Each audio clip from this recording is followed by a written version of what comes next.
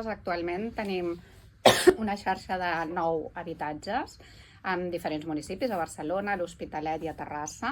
És un recurs que en els darrers anys ha crescut molt perquè hi ha molta necessitat, com ja ho sabem, no? A nivell social, de vivenda, però també de pisos amb un acompanyament socioeducatiu, perquè tal com hem explicat, doncs, són situacions que requereixen no només d'un sostre, no només de tenir aquestes necessitats bàsiques cobertes, sinó també, diguem, de tot aquest suport per part de les professionals per transitar tot aquest període doncs, amb el màxim de recursos possibles. Llavors, per accedir als nostres habitatges, en aquest cas sí que cal una derivació per part de professionals de la xarxa pública, en concret dels serveis socials, perquè, malauradament, aquests pisos tenen un cost. Sí, no?